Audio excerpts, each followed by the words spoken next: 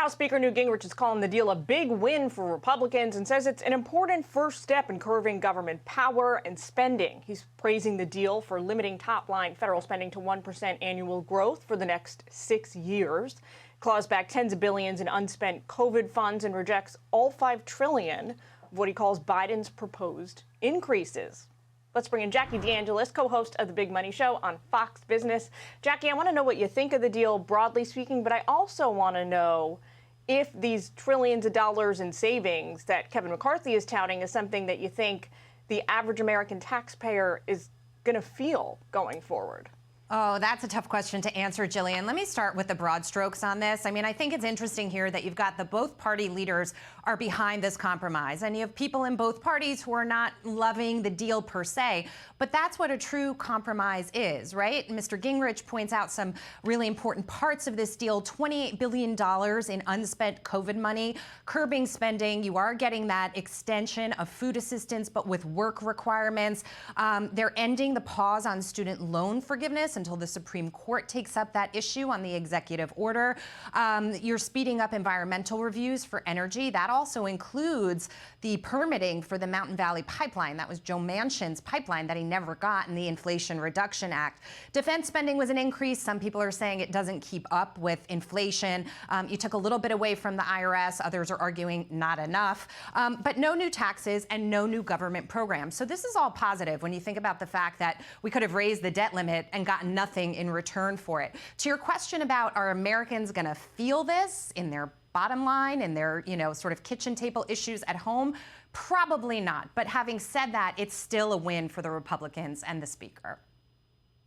Jackie, you mentioned the debt deal also includes this approval for the Mountain Valley Pipeline that's championed by West Virginia Senator Joe Manchin. What do you say to that? I mean, I think it's a step in the right direction. He wanted to get it before, and they sort of did a flip-flop after they got his vote, right, for the Inflation Reduction Act. But having said that, we've got a massive energy problem in this country, Jillian, as you know, and you've reported on it. And that's why gas prices and fuel prices in general are so high, and that's a big issue for a lot of Americans. We could take all the oil and gas out of the ground that we want, but if we don't have the infrastructure to be able to move it around the country, it's basically useless. So pipelines are very, very important for that reason. That was a big loss for the Democrats. A big loss. There's also this idea percolating now that America's biggest polluters should pay reparations for climate change. It's an idea that's gaining steam among a whole lot of advocates. Some environmentalists and academics are arguing that companies and U.S. states that are most significantly contributing to the climate crisis should be made to compensate the people who are bearing the brunt of its impacts. An analysis that was published in One Earth concludes that fossil fuel companies like BP, Shell, ExxonMobil, and Chevron collectively owe $209 billion in annual climate reparations. What do you say to that? I mean, it's absolutely ridiculous. And how far back are we going to go, right?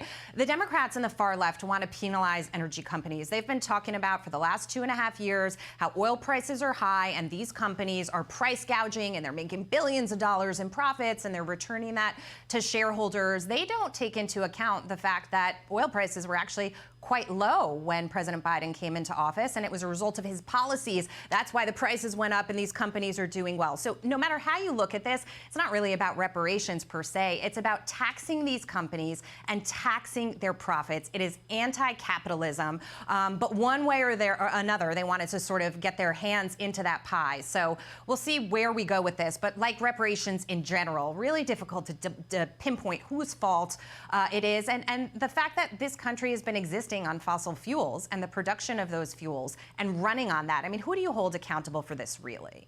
So I guess, Jackie, reparations is a messy, complicated game, no matter what issue you're looking at, no matter how you slice and dice the pie of money that exists.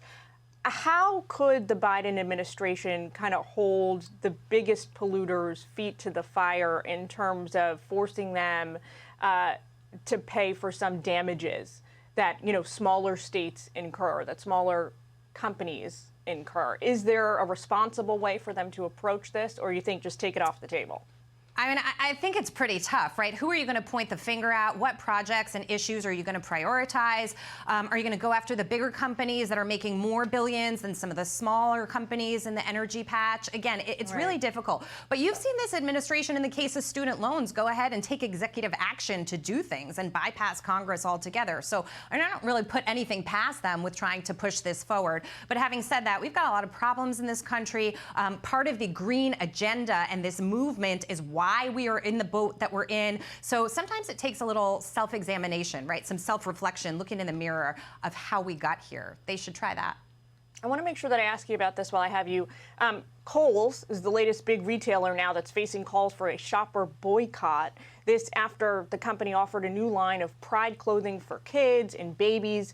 You might remember Target and Bud Light both took financial hits after their consumers rejected similar marketing earlier in the year. Some of the reaction we're seeing on social media is pretty stinging. Like this, Kohl's is pushing LGBTQ pride for literal babies. Yeah. Critics say it's all just virtue signaling and that eventually this is going to hurt the company's bottom line. Take a listen. They do it because they're stupid. They don't understand that their core business is not offending half the people of America. And they keep doing it because they hire these young 20-something-year-old marketing geniuses who think that their real job is to go out and sort of pander to people on the extreme fringe. It's not about tolerance and diversity. It's about shoving stuff down people's throat they just simply don't want. So whether it's Bud Light or whether it's Target or North Face, these companies have lost their collective minds. Supporters, Jackie, obviously say that this is the company offering a marketing plan that is supportive of kids and I guess babies in America who live in households and families that are headed up by gay couples.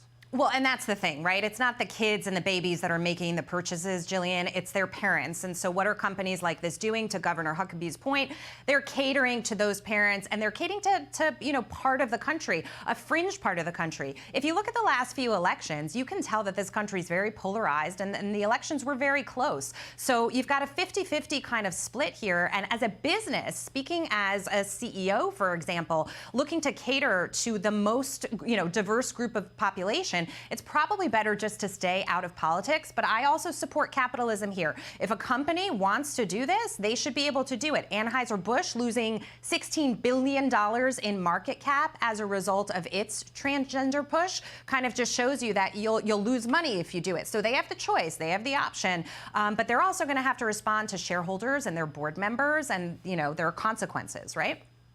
Yeah. Well, Jackie, could chat with you all afternoon, but we got to leave it there because we're running out of time. Thank you so much for joining us.